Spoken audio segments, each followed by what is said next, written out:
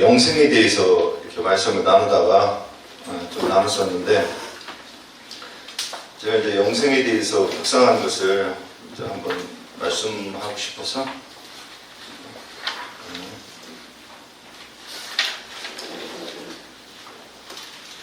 지난번에 영생에 대해서 또 한다고요?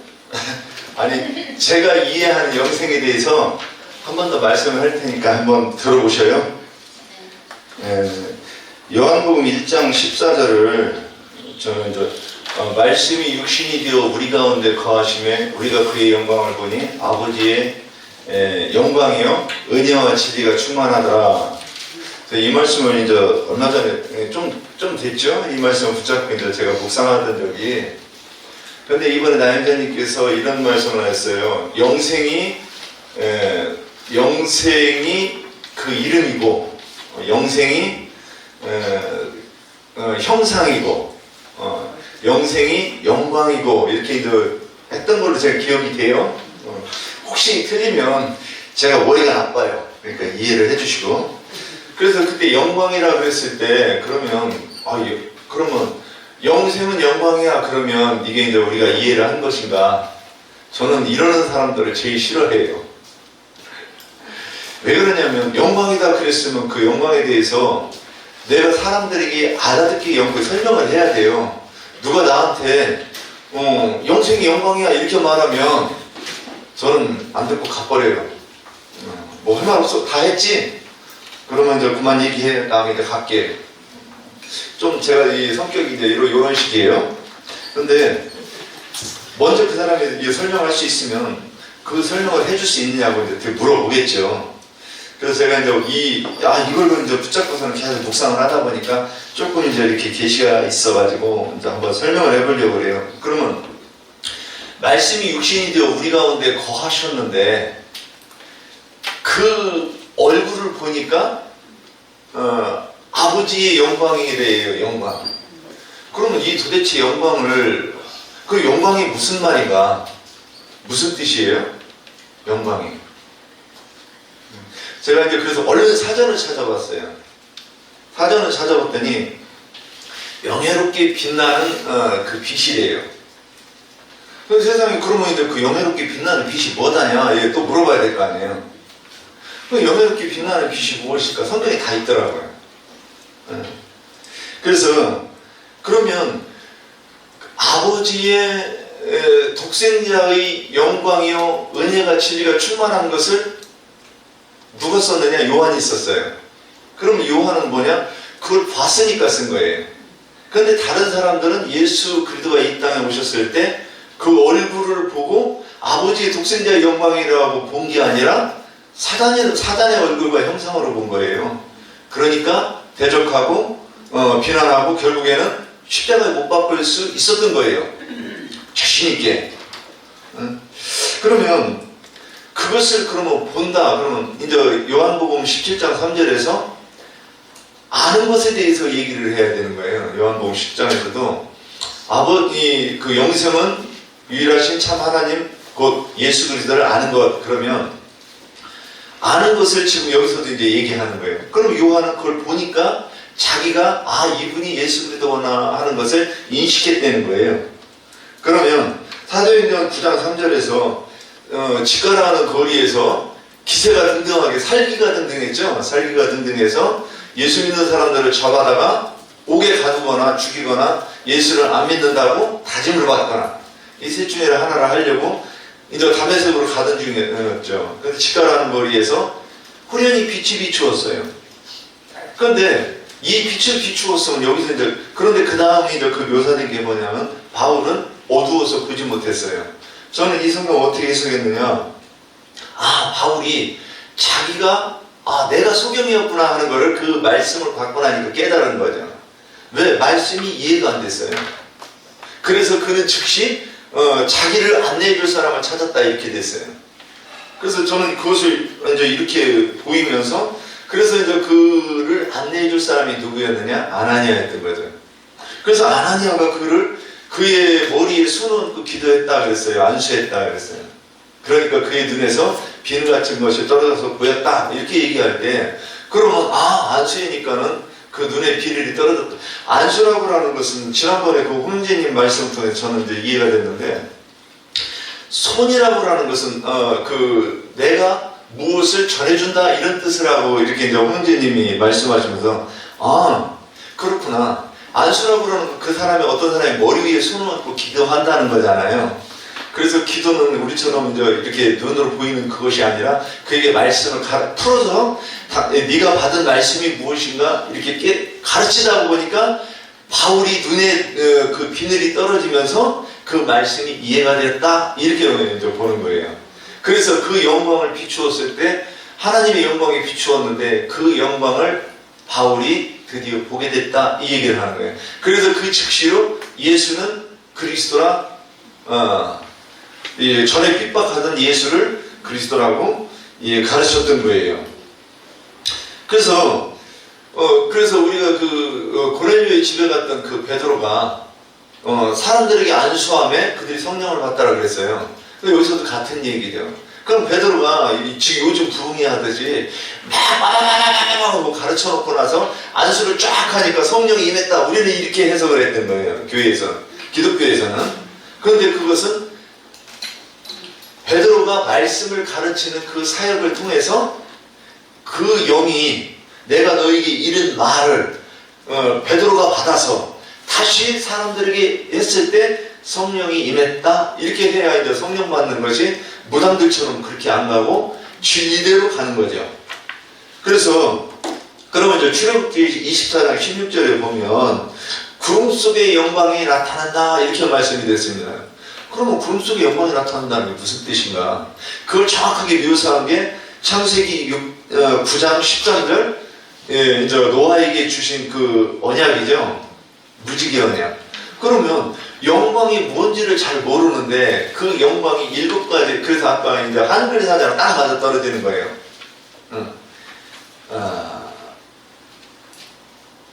예사롭지 않게 빛나는 그 빛. 그런데 그게 무지개로 해서 사람들에게 보였다는 거잖아요. 그런데 그것이 여기서 출애굽기 24장 16절에서 구름 속의 영광이 나타나는 하나님의 모습. 저는 이제 이렇게 풀어본 거예요. 그래서 이렇게 그러면 구름 속에 나타난 구름은 예수 그리스도를 상징하는데 예수 그리스도를 상징한다 이렇게 말하면 이제 좀 그렇고 조금만 더 풀으면 예수가 그리스도 되신다고 하는 그 하나님의 진리의 말씀이 그 구름 속에 그러니까는 진리의 종들을 통해서 사람들에게 나타난다. 그래서 이제 이렇게 보아서 이것이 하나님의 영광을 보았다. 그래서 결국에는 예수 그리스도를 아는 것과 영광을 보았다 이 얘기는 같은 뜻으로 결국 두 가지가 내가 그리스도의 영광을 보았다 그러면 나는 영생을 얻은 사람이구나. 그래서 그 영생에 대해서 한 번 더 이렇게 이제 나누려고 한 번 더 말씀 나눴습니다.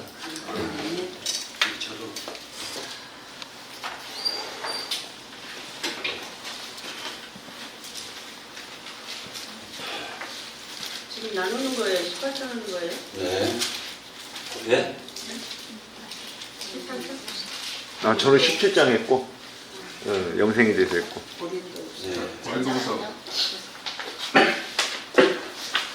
영생에 대해서 얘기하는 거예요? 영생? 아니요. 아니요. 네네네. 요한복음 강론 가지고 하는 거예요. 영생은 지난주에 다 했잖아. 고린도후서 아까 영광에 대해서 잠깐 얘기를 했었는데 고린도후서에 보면 영광에 대해서 얘기를 하는 게 있어요. 그래서 그걸 갖다가 잠깐 보려고 하는데 몇 장 몇 절이요? 고린도후서 3장에 보면은 9절, 3장 9절을 보면 자, 정죄의 직분도 영광이 있은즉 의의 직분은 영광이 더욱 넘치리라 라고 얘기하고 있고요. 10절에 보면 영광되었던 것이 더 큰 영광으로 말미암아 이에 영광될 것이 없으나 없어질 것도 영광으로 말미암은즉 길이 있을 것은 더욱 영광 가운데 있느니라 이렇게 얘기를 하고 있어요. 그러니까 정죄의 직분도 영광이 있고 그 정죄에서 해방시키는 직분도 영광이 있는 거예요. 그러니까 두 가지 영광을 갖다 우리가 고린도 후서에서 볼 수가 있어요. 요거는 요 정도로 해가지고 마칠 거고요. 아까 제가 얘기했던 게 약간 부족해가지고 조금만 보충 설명을 할게요. 히브리서 그 10장에 보면은 다시 한번 요것 좀 한번 확인을 해볼게요. 히브리서 9장 12절을 한번 보도록 하겠습니다. 10장? 아니요, 9장. 9장? 죄송합니다. 9장 10절. 예, 9장 10절. 이런 것은 먹고 마시는 것과 여러 가지 것과 육체의 자, 9장 10절 보면은 히브리서 9장 10절인데 내가 잘못 봤나? 미안해요. 제가 지금 갑상선이 좀 도졌는지 몸이 좀 떨려가지고 이해를 좀 해주시고요. 제가 지금 말하려고 하는 것은 10장, 그러면 10장 16절 한번 보도록 하겠습니다. 10장 16절. 주께서 이르시되 그날부로는 그들과 맺은 언약이 이것이라 하시고 내 법을 그들의 마음에 두고, 자, 여기서 법은 마음에 뒀어요. 그리고 생각은 생각에 기록했어요. 자, 이제 다시 8장을 보도록 하겠습니다. 8장 10절 한번 보도록 하겠습니다. 8장 10절. 주께서 이르시되 그날 뒤에 내 법을 그들의 생각에 두고 그들의 마음에 이것을 기록하리라. 나는 그들의 하나님이 되고 그들은 내 백성이 되리라 했어요. 자, 그러면은 한 면에서는 지금 이게 말이 순서가 확 바뀌어요. 어떻게 바뀌냐면은 내 법을 그들의 생각에 두었다라고 하고, 또 한쪽에서는 내 법을 그들의 마음에 두었다라고 하고 있습니다. 그런데 이걸 갖다가 똑같은 사람으로 보면 도저히 이해가 될 수가 없어요. 이유가 뭐냐면은 첫째 아담, 그러니까 구속받기 전의 사람과 구속받아서 거듭난 이후의 사람에 대한 마음 상태로 보지 않으면 이 부분이 풀리지가 않아요. 잘 한번 깊이 한번 생각해 보시면 이 부분을 갖다 알 수가 있고요. 이걸 왜 제가 얘기를 했냐면은 예수 그리스도의 인성과 신성이 둘째 휘장을 찢겨짐으로 말미암아 예수님은 영혼이 되신 거예요. 영혼이. 그러면 그리스도인들도 영혼이 되는 것, 거듭난 이후에는 영혼이 되는 것에 대해서 좀 더 설명을 지금 하려고 이 부분을 끄집어낸 거예요. 두 번째 뭐냐면은 계시록에 보면 이런 말씀이 나옵니다. 성소라는 게 계시록 21장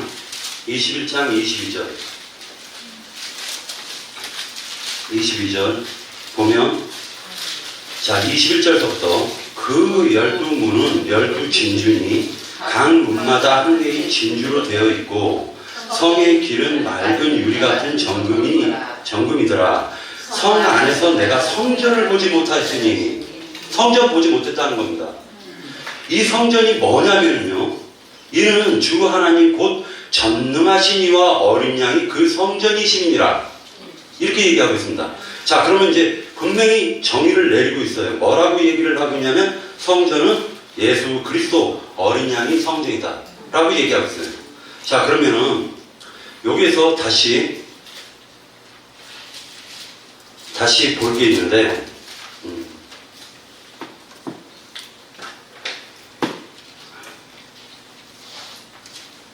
로마서 8장 9절 10절을 같이 읽도록 하겠습니다.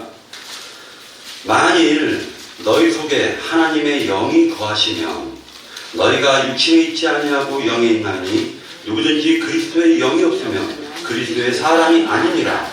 또 그리스도께서 너희 안에 계시면 몸은 죄로 말미암아 죽은 것이나 영은 의로 말미암아 살아 있는 것이니라. 예수를 죽은 자 가운데서 살리신 이의 영이 너희 안에 거하시면 그리스도 예수를 죽은 자 가운데서 살리신 이가 너희 안에 거하시는 그의 영으로 말미암아 너희 죽을 몸도 살리시리라. 이렇게 얘기하고 있습니다. 아까 윤 형제님이 말씀한 것은 말씀에 초점을 맞추고 있는 거예요. 말씀에 초점을 맞추고 있는데 이 말씀도 문자로 이렇게 얘기했다는 네, 이 말씀도 뭐를 갖다 얘기를 하는 거냐면은 문자가 아니라 이제 그 깨닫는 말씀을 얘기하는 것으로 저는 지금 보고 얘기하는 겁니다. 자, 성경에서 보면 이런 말이 있어요. 자, 로마서에 보면 로마서에서 이 말씀을 하고 계시는데 로마서 10장 한번 보도록 하겠습니다. 로마서 10장.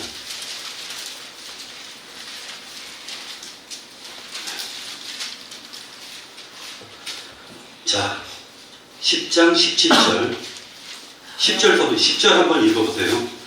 사람의 마음으로 믿어 의에 이르고 입으로 신하여 구원에 이르느니라. 이렇게 얘기하고 있죠. 17절 한번 읽어보도록 하겠습니다. 그러므로 믿음은 들음에서 나고 들음은 그리스도의 말씀으로 말미암느니라. 이렇게 얘기하고 있죠. 자, 그런데 여기에서 말씀이라고 얘기를 했어요. 말씀이라고 했는데 그 다음 구절을 보면 굉장히 중요한 말씀들이 나와요. 뭐라고 얘기하냐면 18절. 그러나 내가 말하노니 그들이 듣지 아니하였느냐? 그렇지 아니하니 듣지 않았다는 거예요. 이유가 뭐냐면요, 그 소리가 온 땅에 퍼졌고 그 말씀이 땅끝까지 이르렀도다 하였느니라. 이 말씀을 했는데 알고 보니까 선지자의 말을 듣지 않는 것이 곧 하나님의 말씀을 듣지 않은 것이고 그것을 영접하지 않은 거예요. 맞죠? 여기서. 그 다음에 또 한 가지, 요한복음 1장을 보도록 하겠습니다. 요한복음 1장에 보면 1절서부터 잠깐 읽어보도록 할게요. 태초에 말씀이 계시니라. 이 말씀이 하나님과 함께 계셨으니 이 말씀은 곧 하나님이시니라.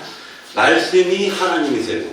그러니까 말씀을 가지고 온 종에 의해 가지고 말씀을 갖다가 배설을 했더니 그 사람이 악하면 말씀을 받지 않는 거예요. 그 사람이 선하면 말씀을 받는 거예요. 그것이 로마서 28절에 보면 나와 있습니다. 자, 로마서 28절. 1장 28절.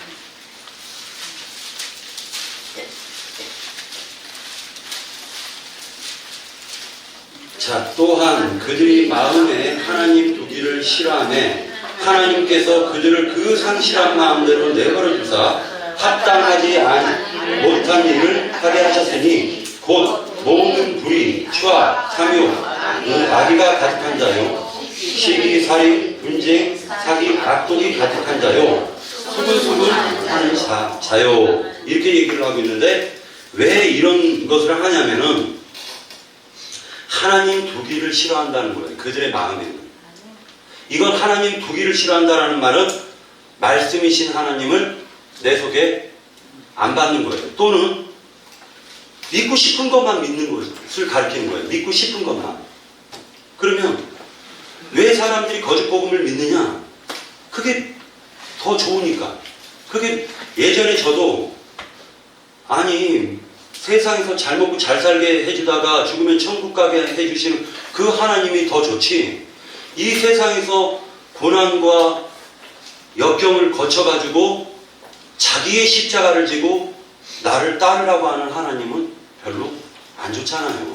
그러니까 그 하나님은 믿고 싶지가 않고 잘 먹고 잘 살다가 죽으면 천국 가게 하는 그 하나님은 믿고 싶어 하는 거예요. 그러다 보니까 성경에 보면 말씀도 보이는 부분만 보이고 보이지 않는 부분은 가려져서 보이지가 않더라는 거예요. 여기까지 하겠습니다. 경험을 했는데, 그래서 메모는 내가 보내드렸고, 그래서 지금 강론 자료 집에 올라온 오늘 아침에 프린트해서 드렸습니다. 그래서 말씀 들을 때 한번 참조해서 들으시고, 우선 그 두 형제님들이 전가한 내용에 대해서 제가 간단하게 먼저 제 의견을 하나 들어보면, 이 영광이라는 말이 이 출처가, 이 말 본래 출처가 뭐냐면 이 영광이라는 독사조라고 그러는데 이 말이 어디서 왔나 하면 깨오라는 말에서 뭔가를 생각하다, 생각한 의견 이런 데서 왔어요. 이 출처가. 이 영광이라는 거는 하나님이 아무리 뭔가 좋은 걸 비춰줘도 그것을 보고 내가 내 안에서 뭔가로 이렇게 받아들여져서 그것이 이것이구나 하고 뭔가를 깨달음이나 이런 걸로 오지 않으면 영광은 없는 거예요. 그래서 영광이라는 거는 생각하는 거, 뭔가 생각하는 거에 따른 의견을 가지고 있는 이 자체를 여기에서 말이 출발했어요. 이 영광이라는 말이. 그러니까 영광을 그냥 우리가 이렇게 겉으로 봤을 때 뭔가 막 빛나는 이런 것을 뒤에 보면 광채가 막 빛나는 거 이런 것 이제 영광이라고 생각하기 쉬운데 영광이라는 것은 영광의 내용을 우리한테 보여줬을 때 그것이 우리 안에 조명되어서 그것에 따른 나의 의견을 딱 가지고 있는 이 상태를 영광이라고 그래요. 그래서 그 영광이 썩을 영광도 있고 죽을 뭔가 욕된 영광도 있고 뭐 이런 거죠. 그게 만약에 뭔가 좋은 걸 비춰줬는데 그것을 내가 삐딱하게 들어가지고 잘못 들어서 다른 해석을 가지고 있으면 그건 썩어질 영광이 되는 거예요. 그래서 영광이라는 말 자체나 영생이라는 말 이런 것들이 우리가 영생이라는 것은 우리가 만약에 예수 그리스도가 영생인 생명의 근원이라고 생각을 한다면 우리에게 영생이 임하는 것은 그분하고 딱 짝대가지고 하나로 딱 결착되는 게 밖에 없잖아요. 그죠?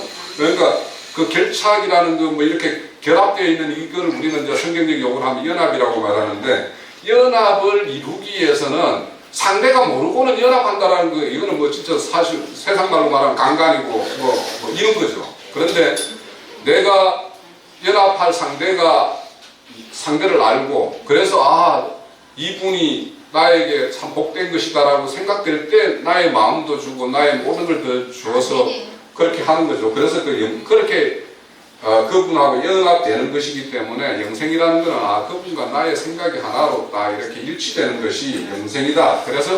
그래서 아는 것이 먼저 이렇게 언급하고 있다는 걸 좀 아시면 될 것 같고 우리 형제 박영대님은 이야기하는 거는 내가 감은 잡았어요. 이게 전번에도 이제 카페에서 말을 했던 그 혼의 구원과 관련돼서 계속 이제 이렇게 말씀하시는 건데 저도 다시 한번 그 새겨볼게요. 그렇게 한 걸로 하고 우선 요한복음 17장은 이제 그 겟세마네에서 예수님이 이제 마지막 13장에서 16장까지 고별사를 다 하고 이제 이 땅에 남겨질 제자들을 위해서 기도하는 것이 이제 겟세마네 기도가 17장이죠. 그죠?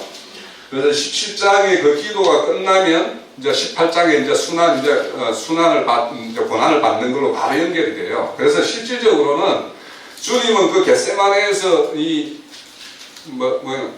땀방울이 핏방울 되도록 기도한 그때 이미 예수님은 모든 싸움에서 이미 싸움을 끝난 상태예요. 그 싸움에서 끝나고 이제는 이미 예수님은 싸움이 끝내고 거기에서 승리하고 그 잔을 이제 맛있으니까 승리하는 거죠. 승리하고 이제 그 이후에 18장 이후는 이미 17장에서 이루어진 일들이 이제 역사상에 이제 실질적으로 나타나는 것밖에 없어요. 실질적으로.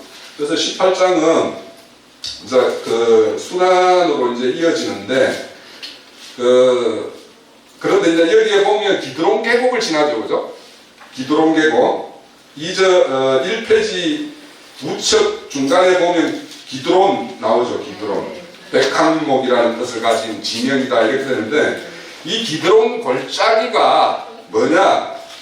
대부분의 성경에서 여호사밧이라고 마지막 날 심판이 이루어질 땅이라고 소개되는 거 있죠. 여호사밧. 요엘서 우리 여호사밧 골짜기에서 내 모든 열국을 모아서 신문하리라 이런 말 나오잖아요. 그것이 이루어지는 것이 여호사밧 골짜기인데 그것이 지형적으로는 기드론 골짜기일 것이다 라고 다 이야기를 해요. 왜냐하면 기드론 골짜기가 감람산으로 넘어가는 그 계곡이죠. 그래서 주님이 다시 오면 어디로 온다고 그랬어요? 감람산으로 온다고 그랬죠. 그래서 감람산에서 오면 다시 오시는 그분을 내가 먼저 봐야지 생각을 하고 육신의 몸이 죽으면은 유대인들은 다 그 기드론 골짜기 거기 건너편 감남산 어귀에 거기에다 묘를 쓰기를 가장 원했어요. 그래서 그 사람들은 육신이 벌떡 일어나는 걸 생각했을 수도 있어요. 거기 가서 주님이 오시면은 내가 살아서 그분을 맞이해야 되겠다라고 생각하는 그런 생각으로 기드론 골짜기에다가 묘지가, 그래서 지금도 가면 그 묘지가 많다라는 거예요. 그래서 이제 거기 보면은 왜 뭐 해치라는 무덤이다 뭐 이런 말 있죠. 평토장이다 이런 말들. 그러니까 하도 이제 거기에 묘를 써가지고 오랜 세월이 지났으니까 이제 묘 뭐 그 유대인들도 이거 뭐 묘 이거 하면은 뭐 이거 뭐라고 그러죠? 비석이 말고 이거 뭐 이렇게 위로 이렇게 올라오잖아. 그것이 이제 세월이 지나면 다 깎였을 거 아니에요. 예? 그래서 거기 그러면 이제 유대인들은 뭡니까? 저게 시체를 만지거나 가까이 하면은 더러워진다고 생각하니까 여기는 왜 옛날에 그 무덤을 썼던 자리입니다 해가지고 해치를 칠해 놓는 거예요. 거기를 밟지 말으라고, 그 가까이 가지 말으라고. 그래서 해칠한 무덤이라고 하는 거예요, 거기에. 네. 그래서 거기가 기드론 계곡이었고, 그래서 여기에 보면은 이제 요한은 거기를 동산이라고 이야기했고, 이 기록을 18장에서 마태와 마가는 겟세마네라고 했고, 누가는 거기를 감남산으로 기록을 했다라는 거예요. 그래서 감남산 겟세마네 뭐 이렇게 이야기하면 기드론 골짜기 건너편 거기를 말하는구나 이렇게 이제 좀 이해를 하시면 될 것 같고, 이제 그 요한 그 뭡니까 예수를 찾기 위해서 이제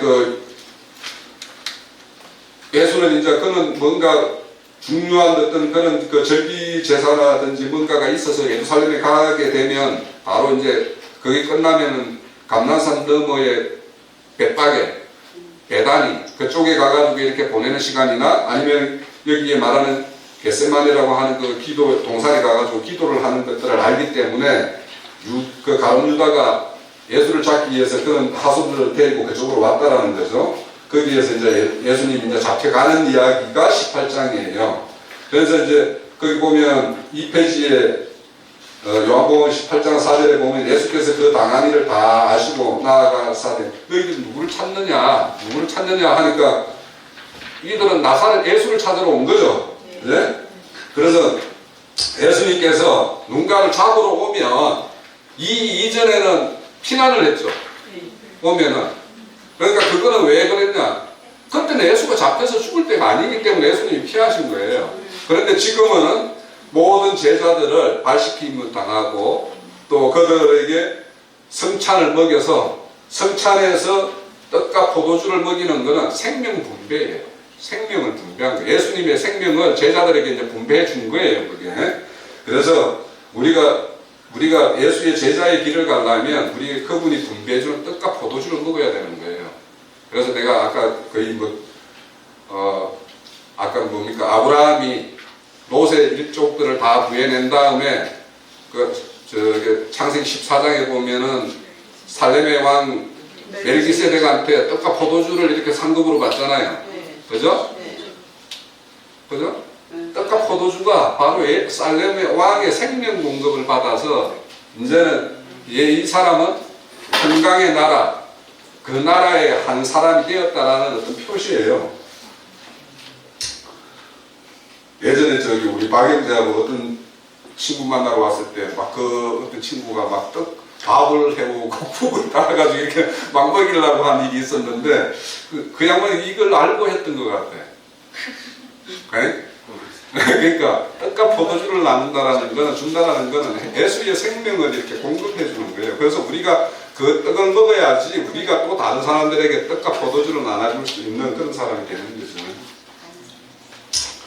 자, 그런데 이제 찾는 사람이 나사렛 예수다라고 하는 게 3페이지 상단에 보면 대답하되 나사렛 예수를 찾는다라고 이야기하죠. 네? 이 나사렛 예수라고 하는 거는 이제 여기 밑에 자료를 쭉 보면은 그 당시에 예수라는 이름을 쓰는 사람이 굉장히 많아요. 그 시대 때. 네? 우리 바울도 그 전 이름이 이름이 사울이었죠. 왜 사울이에요? 베냐민 지파예요, 바울이. 베냐민 지파에서 가장 출세한 사람이 사울이에요. 그죠? 그래서 사울이라는 이름을 썼던 것처럼 예수라는 이름은 그 당시에도 많이 썼어요. 이거는 왜냐하면 여호와라는 이름에서 온 이름이기 때문에 이 말 자체가. 그래서 이 예수라는 이름을 많이 썼어요. 예전에는 이 사람들이 유대인들이 하나님 이름을 못 불렀죠. 그래서 야훼라고 이야기하고 아니면은 이제 아도니아라고 이야기했어요. 그런데 이제 이렇게 예수라는 이름을 많이 막 이렇게 자기 이름에다가 예수라는 이름을 쓸 정도로 그 당시에 이제 사람들이 여호와 하나님에 대한 이름에 대한 어떤 그런 두려움이 없어졌다고 해야 될지 경외심이 없어졌다라고 해야 될지는 모르겠지만 예수라는 이름을 많이 썼는데 그래서 그 수많은 예수 중에서 구별하기 위해서 나사렛 예수를 찾으러 왔다라는 거예요. 그런데 이제 이 나사렛이라는 말 자체는 이제 그게 갈릴리 땅이죠. 그래서 그 밑에 보면은 가불 땅이라고 이렇게 메모해놨죠. 그래서 이 가불 땅이라는 말은 열왕기상에 보면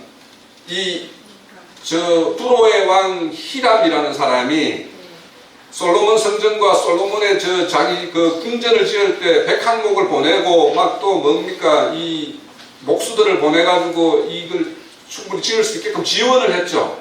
지원을 한 거에 대해서 보상으로 준 것이 가불 땅이에요. 그래서 그게 갈릴리의 한 성읍인데 히람이 이 땅을 보니까 아무 쓸모도 없는 땅이라고 생각하는 거야. 그래서 왜 나한테 이런 나의 어떤 선의를 이런 쓸모없는 땅으로 이렇게 보응을 하냐 이런 뜻에서 가불 땅이라고 되어 있죠. 우리 성경에는 그 가불 땅인데 가불 땅이라는 것은 마른 땅, 사막 이런 뜻이에요. 그러니까 이런 땅에서 이제 나사렛 예수가 거기에 사람이라 출신이라고 이렇게 말하는 것은 거기는 버려진 땅이다라는 거죠. 그 버려진 땅에서 어떻게 귀한 메시아가 날 수 있겠느냐 해서 이렇게 얕잡는 말이에요. 사실은 나사렛이 그렇게 이야기하고 있고 중요한 것은 거기 이제 3페이지에서 여호와의 이름, 내가 거리라 하는 것, 그 여호와의 이름 스스로 있는 자, 그죠? 여호와, 야훼 뭐 이런 말이 다 스스로 있는 창조주 하나님을 이야기하는데 이거는 이제 우리가 생각해 볼 게 성경에서 보면 여호와라는 이름이 등장하는 게 창세기 2장이에요.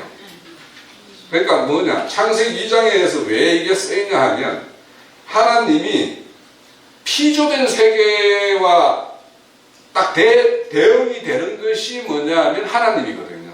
스스로 있는 자고 나머지는 다 스스로 있는 자에서 있게 됨을 대비된 거죠. 그래서 그거와 대비되는 것이 창세기 2장부터이기 때문에 그때부터 여호와라는 이름을 썼어요. 그래서 여호와의 이름은 우리가 잘 알다시피 모세가 애국 땅에 갈 때 내가 누가 나를 보냈다라고 할까요 하니까 여호와라고 하라 이렇게 이야기를 해주잖아요. 그때부터 이제 여호와라는 이름이 있는데 이 말은 우리 그 성경에 볼 때 그 히브리어나 이런 걸 찾아보면 하야라는 동사가 되게 많이 나와요. 하야.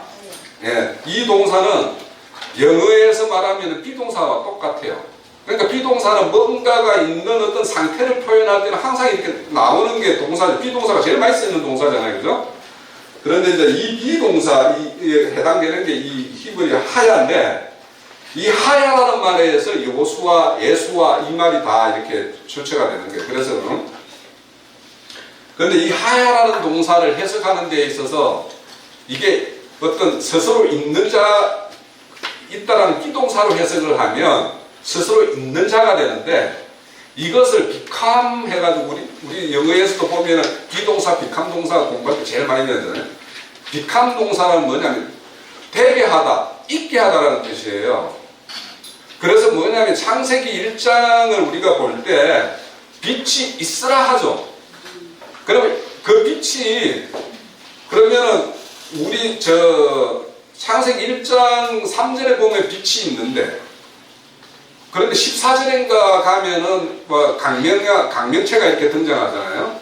그러면 이 빛과 그 빛이 어떻게 다르냐? 본질적으로 다르죠. 앞에 거는 다르지만 그러면 이 본질의 원형인 창세기 1장 3절에 있는 빛이 강명체로서 나타나는 걸로는 그렇게 나타난단 말이에요. 그래서 그것이 그때 보면은 강명체를 창조했다라고 말을 하지 않아요. 그죠? 있으라 하잖아요. 있으라. 예.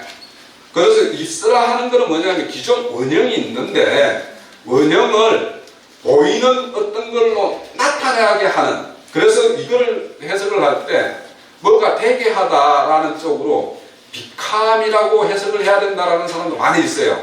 그래서 이제 이걸 뭘 말씀드리고자 하냐면 창조자 하나님은 스스로 있는 자 맞죠? 그런데 그걸 비캄 동사로 해석하면 있게도 하시는 자라는 뜻이 되는 거예요. 이 여호와라는 이름에는. 그래서 이제 그거를 더 여호와 하나님을, 창조주 하나님을 더 정확하게 해석하기 위해서는 스스로 있는 자이면서도 있게도 하시는 분이다라는 이 말을, 그러니까 있게도 한다라는 건 창조라는 말이 아니에요. 우리 창세기 1장에 모든 걸 창조라는 말을 쓰는 게 아니고 있으라 하는 말이 있죠. 창조라는 말은 딱 2번 나와요. 2번. 3번 나오나? 1장에 무엇이 있고 몇째 날, 둘째 날, 셋째 날 하는데 거기 보면 왜 있으라 하는 날이 있고 바라라는 창조하다라는 말을 쓰는지에 대해서, 바라라는 창조는 없는 거에서 있게 하는 거예요. 아예 없는 거에서. 그런데 우리가 뭐 아사나 야차르 이런 말도 있다라는 거는 언뜻 들었죠. 그거는 뭐냐면 원형이 있는 거에 대해서 그것이 나타나게 만드는. 그래서 원형이 있어야 되는 거예요. 최초에 창조된 게 있어야 돼요.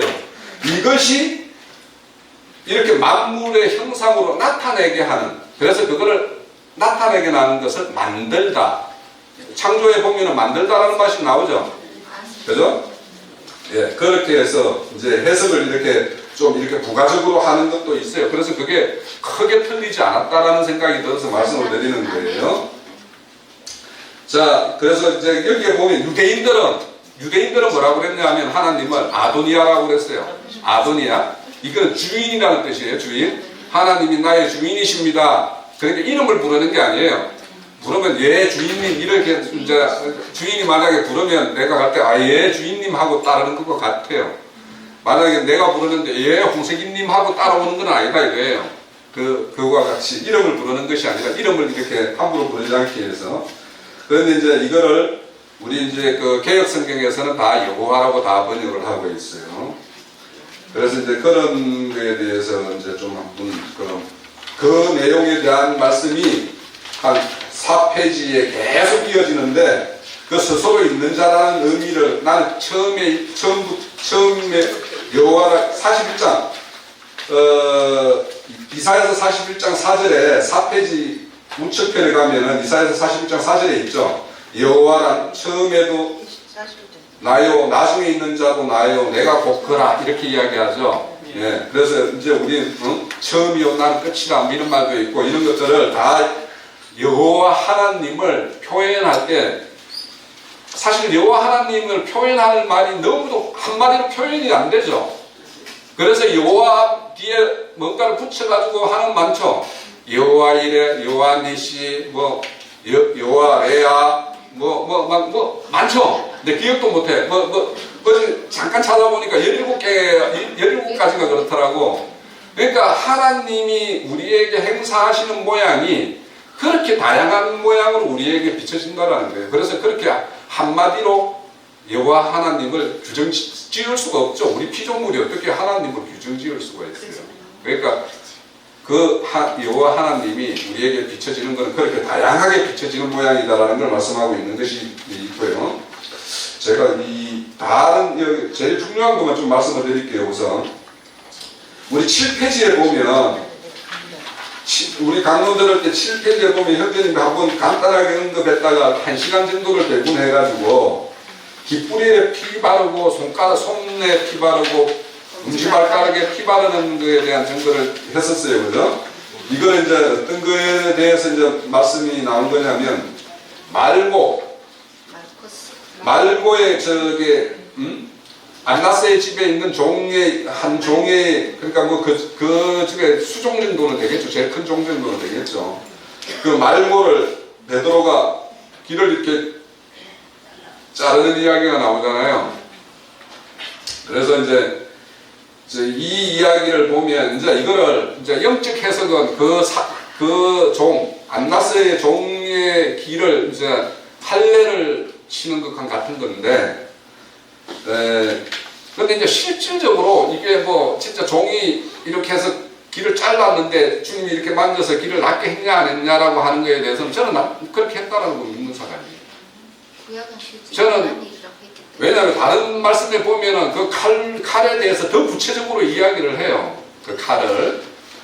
그래서 뭐냐면 거기에 보면 내가 겉옷을 팔아서 뭐 칼을 사라 이런 말도 직접적으로 연결하잖아요. 근데 이제 그거를 우리가 영적으로 적용을 할 때는 예수의 제자인 베드로가 안나스 유대인 대제사장의 종의 길을 할례치는 이야기를 하는 거잖아요. 그래서 앞으로 예수의 제자들이 나가서 유대인들의 그 마음에 할례를 쳐야 될 거 아닙니까? 그것을 이제 보여주는 것인데, 그거를 형제님이 어떤 말씀에서 가져와가지고 말씀을 했냐면, 그게 출애굽기 29장 20절 있죠? 7페이지 좌측 상단에 보면, 그 보면은 이제 수양을 잡고 그 피를 가져다가 아론의 오른쪽 깃뿌리와 뭐 오른쪽 깃뿌리, 오른손 엄지와 오른발 발 엄지가락에 이렇게 피를 묻히라고 이야기하죠. 그래서 이제 이거를 설명을 할 때 이제 형제님이 어떤 부가 말씀을 했냐면, 레위기 16장에 보면 속죄제를 지내는 제사를 지내요. 그러면 제사장이 지성소에 들어가죠. 이 짐승의 피를 가지고 들어가서는 그 보면 동쪽에도 뿌리고, 그 언약궤 앞에도 뿌리고, 그 속죄소 그 위에도 뿌리고, 이렇게 세 군데 뿌리는 걸 이제 그 형제님이 강론은 영과 혼과 몸에 다 7번 뿌리거든요. 그래서 영과 혼과 몸에 다 핏뿌림을 하는, 이걸 이제 표상으로 하는 건데, 여기도 가만히 생각해 보면 깃뿌리에서다가 이렇게 핏뿌림을 한다라는 것은 순종을 하려면, 우리가 순종을 하려면 말귀를 바로 알아들어야 되는 거예요. 그죠? 뭔가 심부름을 했어. 주인이 종에게 심부름을 하려면 말귀를 똑바로 알아들어야 되는 거예요. 어디 가가지고 누구 집에 가서 무엇을 누구에게 어떻게 하라고 했으면 그걸 정확하게 듣는 것이 제일 중요한 거예요. 그죠? 그러니까 듣는 귀가 우선 순종이 되려면 말귀를 알아들어야 되기 때문에, 그래서 깃뿌리에다가 이렇게 핏붙임을 하는 거고, 그 다음에는 오른손 엄지라는 거는, 손이라는 거는 뭔가 움켜쥐는 거죠.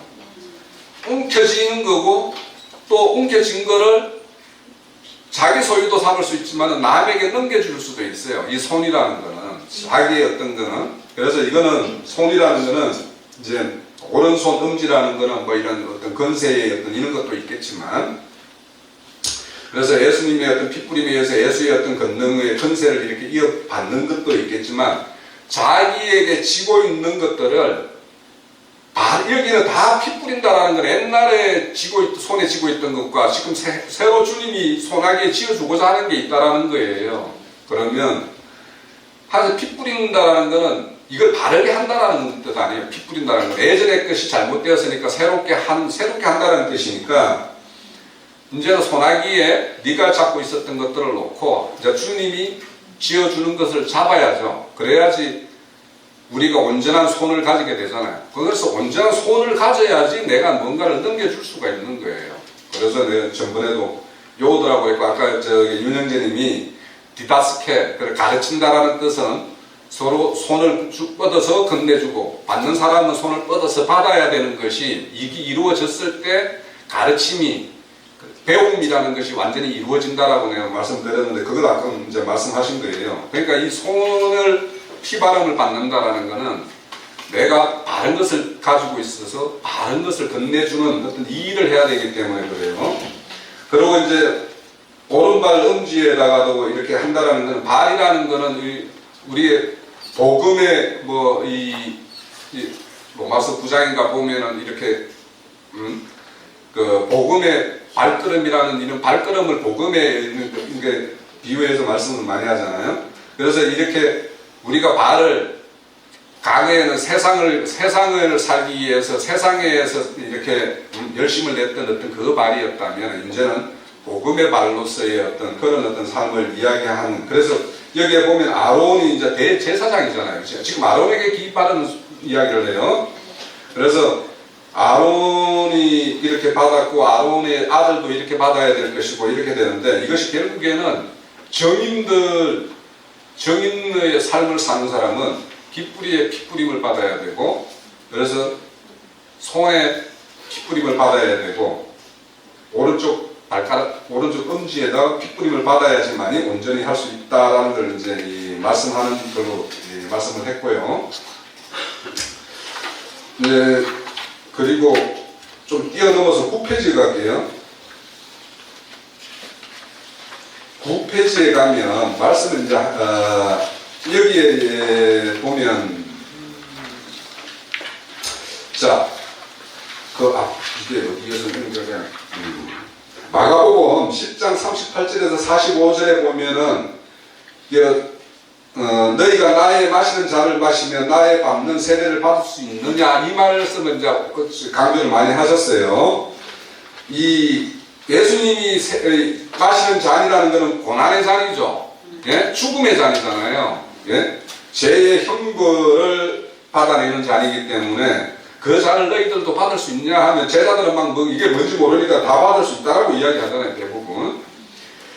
그런데 이제 실질적으로 얘들은 뭐냐면, 내가 이 예수님이 이 메시아 왕국이 열리면 내가 왼편 오른편 앉을 거, 이런 걸 생각하고 있는 자들이었는데, 이 잔을, 그러면 그렇게 되려면 이 잔을 받아 마셔야 되는데 너 이 잔 마실 수 있어 이렇게 하니까 좀 다른 이야기가 되죠. 그래서 43절에 보면 너희 중에서 그렇지 아니하니 너희 중에서 누구든지 크고자 하는 자는 너희를 섬기는 자가 되고, 너희 중에 누군지 어떤이 되고자 하는 자는 모든 사람이 종이 된다라고 이야기하죠.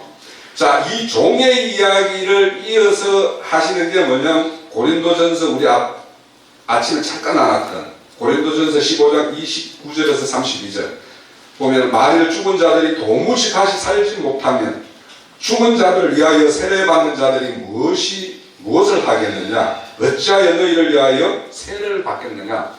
자, 이걸 저도 예전에는 문자적으로 해석을 해서, 죽은 자들을 위해서 우리가 세례를 내가 대신 세례를 받으면 되는 건 줄 이렇게 알았었어요. 이 문자대로 이렇게. 그래서 이제 이걸로 해서 이제 저 미국에서 이제 뭐냐면 죽은 자들을 위해서 뭐 이렇게 특별 집회 있었죠. 뭐죠? 하나님을 만나지, 복음을 받지 못하고 죽은 자들에 대한 건가 뭐 이런 거 비슷한 게 있었죠. 네, 특별 집회 때. 그래서 그런 사람들을 위해서 내가 대신 세례를 받으면 안 되느냐 뭐 이런 식으로 요 말씀을 보고 질문을 했는지는 난 모르겠는데, 자오지가 이제 이 말씀은 다 이어지는 걸로 30절에 보면, 또 어찌하여 우리가 때마다 이름을 무릅쓰고 형제들아 내가 그리스도 예수 주 안에서 가진 바 너희에 대한 나의 사랑을 두고 맹세하나니 나는 날마다 죽는다라는 말로 연결되죠. 아침에 이제 나눴던 말이에요. 자, 여기에서 세례라는 것은 뭐냐? 우리가 복음을 듣지 못해서 죽어가는 자들이 있죠. 그 자들을 세례를 치기 위해서는, 세례라는 것은 뭐예요? 죽고 장사되고 부활하는 게 세례잖아요. 요한복음 로마서 6장에 보면. 그러면 예수가 세례를 완성하셨죠. 그분의 세례의 완성에 의해서 우리는 연합하여서 우리도 부활을 이루는 생명이죠. 그죠? 로마서 6장에 보면. 그러면 여기서 죽은 자라는 것은 복음을 듣지 못해서 죽는 자들이 있죠. 지금 있잖아요. 그죠?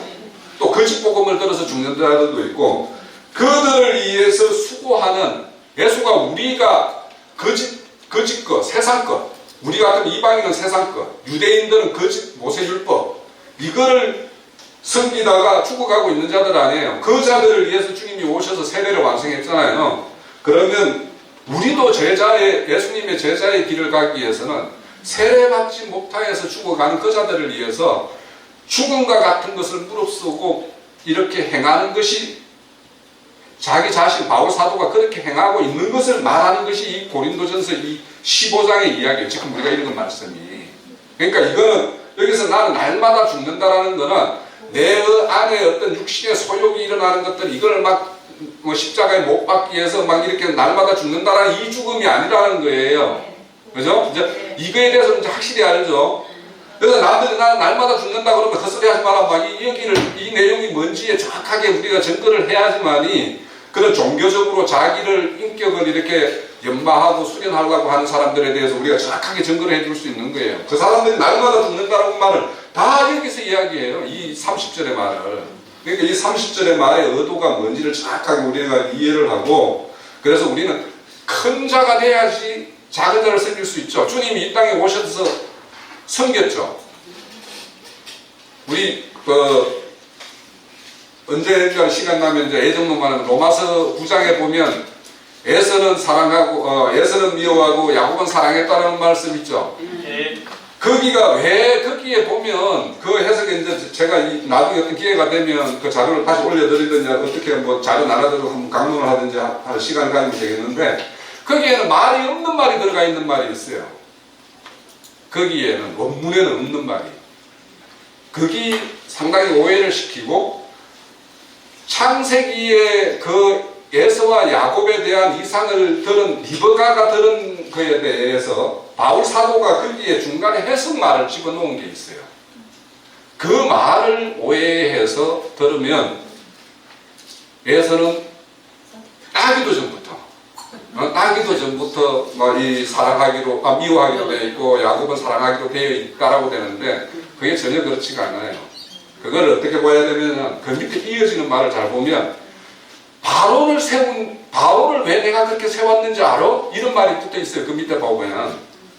그럼 바로를 왜 강박하게, 출애굽기에 보면 바로를 강박하게 하게 했다라고 하잖아요. 그죠? 물론 하나님이 강박하지 않은 인간을 강박하게 했다라는 것이 아니고 바로 자체가 강박해요. 그걸 강박하게 안 할 수도 있잖아요, 하나님이. 그런데 그냥 가만히 내비두면 강박하게 하게 돼 있는 거예요. 그죠? 그런데 바로를 왜 그렇게 했느냐? 하나님의 모든 권능을 바로가 강박한 그것들을 그거에 대해서 하나님이 응징하고 이렇게 함으로써 하나님이 미워하는 것이 어떤 것인지도 보여주고, 하나님이 얼마나 능력이 크신 분인지도 보여주고, 이걸 하기 위해서 바로를 세웠다라는 거예요. 그 이어지는 말. 그게 제일 중요해요. 그 밑에서. 그러면 에서와 야곱은 왜 그렇게 세웠냐? 라고 하는 것이 되는 거예요. 그 사람들 에서와 야곱은 대표적인 표상의 인물로 세운 거예요. 그러니까 그 사람, 에서와 같은 사람은 나를 미워한다. 야곱과 같은 사람은 나는 사랑한다라는 건데, 거기에 보면 이어지는 게 뭐냐면 큰 자는 작은 자를 섬길 것이다 라고 이야기하고 있어요. 거기에 보면 리브가가 들은 말에, 그러면 리브가가 들었을 때는 어떻게 들었겠어요? 육신적으로 들었겠죠. 에서가 야곱을 섬기게 됐겠구나, 이렇게 들었을 거 아닙니까, 리브가가. 그렇죠? 그게 그렇게 들으면 이제 리브가가 그렇게 듣고 야곱을 이렇게 보듬어서 자기가 품 안에서 키우고, 에서는 그냥 될 사람을 내비두고 이런 것처럼 보이잖아요. 하나님은 리브가가 그렇게 들을 것까지도 아는 거예요. 그러니까 너는 육신으로 분명히 에서가 큰 자이기 때문에 작은 자 야곱을 섬길 것이다 라고, 너 이렇게 들을 것이기 때문에 그렇게 듣는 것까지는. 그런데 봐보세요. 성경에는 예수님이 여기 보면은 나는 섬김을 받으러 온 자가 아니다, 큰 자가 작은 자를 섬긴다라고 이야기하죠. 우리 마태복음에 이런 데 보면. 그래서 야곱이 예서를 섬겨요? 예서가 야곱을 섬겨요? 성경에 기록된 걸로 보면 야곱이 섬겨요. 야곱이 큰 자가 돼요. 누가 어떤 자가 되냐? 하나님과 씨름해서 이긴 자가 돼가지고 이름 받은 게 뭐예요? 이스라엘 아니에요. 이스라엘 하나님과 겨루어 이긴 자라는 뜻 아니에요. 하나님과 겨루어 이긴 자보다 더 큰 자가 있어요, 세상에? 야곱이 그렇게 큰 자가 된 거예요. 큰 자가 된 것을 에서를 만나러 갈 때 어떻게 하냐? 에서 앞에 무릎을 탁 꿇었고요. 7번이나. 그죠? 그러고 나의 주여 먼저 가시옵소서, 나랑 같이 가서 어떻게 같이 하자 이러니까, 주여 나는 걸음도 좀 이렇게 해서 먼저 가십시오, 나 따라가겠습니다 하고 지는 저기 세겜 땅으로 가잖아요. 야곱이 그렇게 섬긴 거예요, 예서를. 그러니까 큰 자가 작은 자를 섬기겠다라는 그것이 하나님의 부름의 원리예요. 교회의 운영도 똑같아요. 이 원리가 하나님의 나라에는 이 원리가 다 작동되는 거예요. 큰 자가 작은 자를 섬기는 거예요. 그러니까 교회에서 섬김을 받고자 하는 사람들은 그 사람이 결국에 나는 작은 자입니다 라고 하는 것과 똑같은 거예요. 그래서 그거는 좀 다음 기회에 좀 뭐 여기에 뭐냐면 큰 자가 작은 자를 섬기리라 어뜸이 되리라 하는 자는 종이 되리라 이렇게 하는 거 이 말은 이 마가복음의 예수가 말하는 거는 진짜 이렇게 된다라는 거예요. 네가 여기서 크고자 하는 세상적인 걸로 어뜸이 되고자 하고 크고자 하는 사람은 하나님 나라에서는 종이 되고 진짜 세상 말하는 종이 되고 섬기는 자가 되는 것을 말하고 아까 말한 대로 이 리브가를 부르고 할 때 예수님이 와서 자기는 섬김을 받고자 한 것이 아니라 섬기고자 왔다고 그러잖아요. 그러면서 큰 자는 작은 자를 섬긴다라고 하는 걸 연결을 시키는 거예요. 그러니까 그렇게 이해를 하시면 되고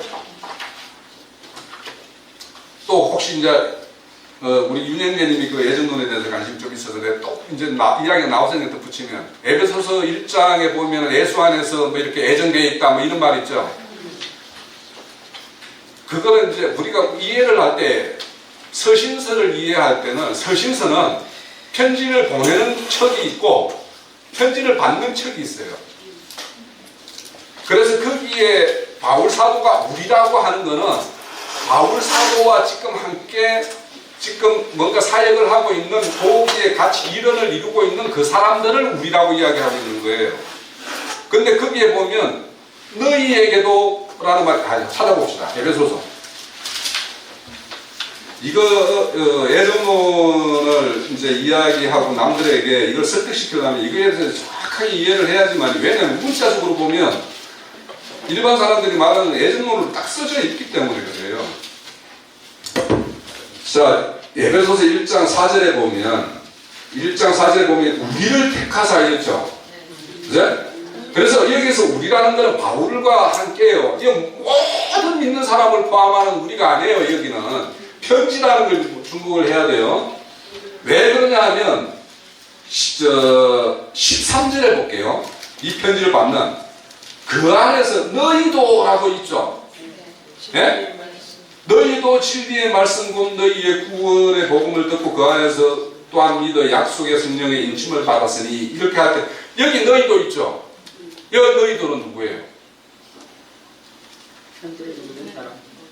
편지를 받는 사람들이죠. 그러니까 예수님이 저희와 너희와 말할 때는 너희는 제자들이고 저희들이라고 할 때는 유대인들을 이야기하는 유대 바리새인들을 이야기하는 것과 그때와 전혀 다른 말이에요. 여기에서 너희라는 것은 편지를 받는 자에게 너희들에게도 진리의 말씀이 너희들에게 있기를 원한다고 하잖아요. 그러니까 편지를 받는 사람이 그러니까 여기에서 우리와 4절에서 우리와 13절에서 너희라는 걸 구분을 해야 되고 우리를 내가 아까 말씀드렸죠. 이 택하다라는 말이 에클레고라고 이야기했죠.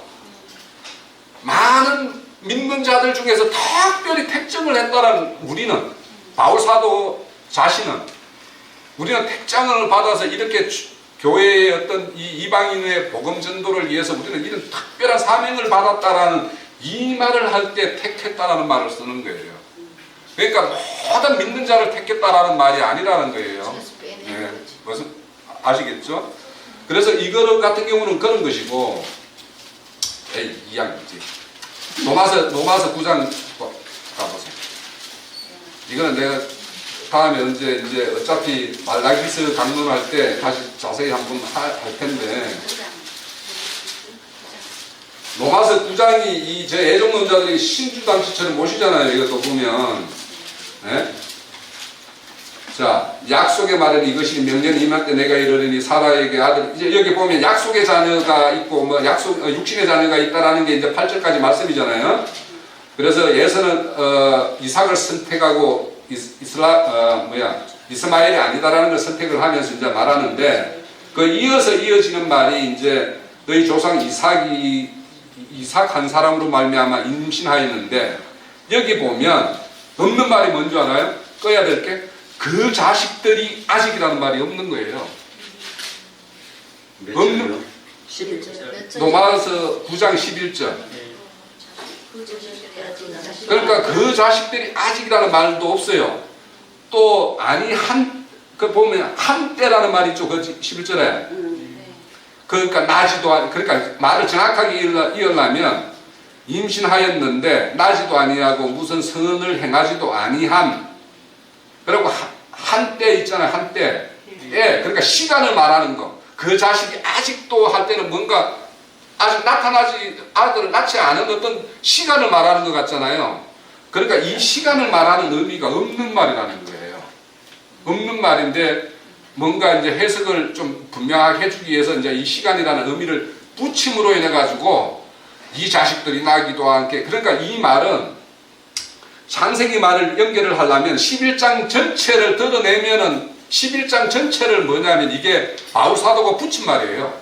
이 로마서 9장 11절이 바울 사도가 붙인 말이에요. 이 11절은.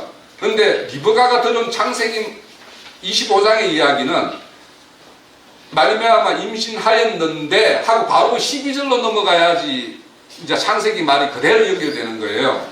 그래서 하였는데 리브가가 이르시되 큰 자가 어린 자를 섬기리라 이렇게 창세기 기록은 이렇게 되어 있어요. 예?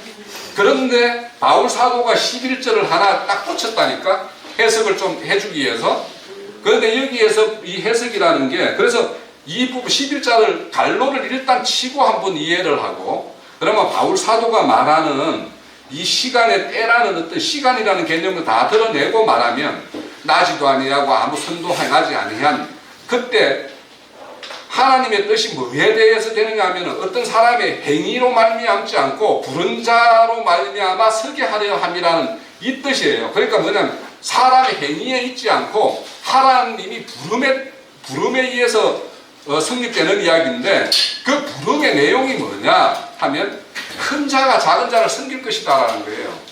누가 큰 자가 작은 자를 그러니까 큰 자를 하나님은 당신이 사랑하고 택한 자는 뭐냐면 큰 자인데 그 큰 자는 어린 자를 섬기는 자, 이 자를 큰 자를 선택을 한다라는 거예요. 그래서 이 두 사람에게는 공이 큰 자와 작은 자가 되는 길을 열어준 거예요.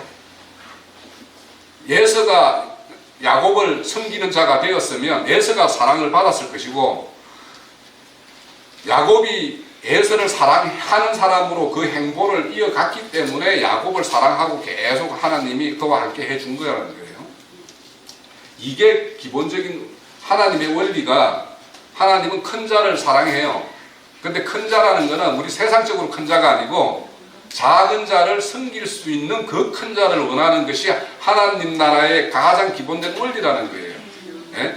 그래서 그 부름의 원리가 뭐냐 하면 부르시는 자의 뜻에 의해서 되는데 그 부름의 원리가 뭐냐 하면 큰 자가 작은 자를 섬기는 그 자를 나는 부른다라고 이야기한 거예요. 그래서 우리가 교회 중에서나 어디에서 섬김을 받고자 하는 자는 실질적으로 작은 자예요. 그래서 섬기는 자, 그 자가 하나님이 사랑하는 야곱의 계열을 가는 신앙이라는 거예요.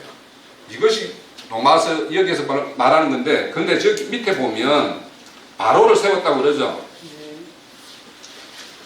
자, 거기 보면 하나님은 긍휼히 여길 자는 긍휼히 여기고 불쌍히 여길 자는 불쌍히 여기는데 어떤 자를 긍휼히 여기고 불쌍히 여기느냐 하면 큰 자가 작은 자를 그 섬기는 그 길을 가는 사람을 긍휼히 여긴다는 거예요.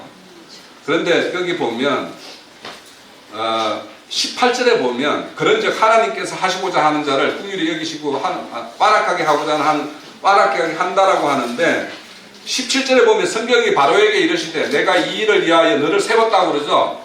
바울은 어떤 걸 위해서 세웠어요? 그러니까 표상이라는 거죠. 세웠다라는 거는 바로는 예? 세상 왕의 표상으로 바로를 세웠다라는 거예요. 그러면 지금 에서와 야곱도 표상이라는 거예요. 이렇게 세움을 받았다라는 거예요. 뭐냐? 이삭과 야곱, 이스마엘을 봤을 때 이삭을 사랑하고 이스마엘을 미워했죠. 네? 약속의 자녀가 이삭이기 때문에 지금 하나님 약속을 하나 준 거예요. 뭘 줬냐?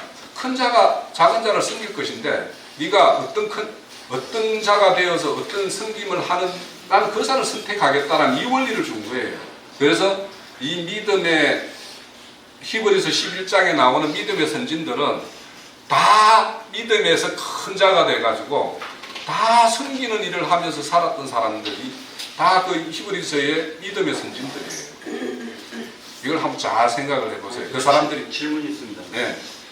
그러면 야곱이 하나님을 그렇게요. 우선은 이제 지금 말씀하시는 그 원리가 다 맞아요. 왜냐하면 그거는 버리고 둘째 사람이 선택하는 것과 그 첫사람 이스마엘을 버리고 그 이삭을 버리는 거는 왜냐면 이게 다 영의 자녀들이잖아요. 이삭에. 자, 에서를 버리고 야곱을 선택하는 거는 첫째는 버리고 둘째는 버린다는 이 원리는 그냥 지금 첫째 사람, 둘째 사람 그걸로 보면 이제 그런 보상인데 이제 여기에 말씀에 이제 그 11절의 해석을 이제 리브가가 받은 이상과 바울 사도가 해석하는 거에서 이 해석의 원리를 우리가 들어야 된다는 것은 뭐냐면 바로 그 원리예요. 야곱과 에서라는 것을 혈통적으로 첫째, 둘째로 볼 것이 아니라 하나님은 반드시 이 첫사람이 속한 것들이 그 버리는 사람들은 다 첫사람이 속하니까 버리는 것인데 그 사람들의 행보가 어떻게 했느냐라는 거예요. 하나님이 둘째 사람 야곱을 그러니까 영원전부터 그냥 야곱을 사랑하기로 했고 에서는 미워했다라는 것이 아니라 하나님은 원리를 제공을 했다라는 거예요. 그러니까 만약에 그거를 이제 다른 말로 하면 첫사람에 속한 사람은 버리고 둘째 사람에 속한 사람은 나는 택한다라고 이야기할 수 있는 것이 그 원리나 큰 자를 나는 택하고 섬기는 큰 자를 선택하고 섬김을 받기를 원하는 작은 자를 나는 버리겠다라는 것과 똑같은 말이에요. 그 원리 자체가.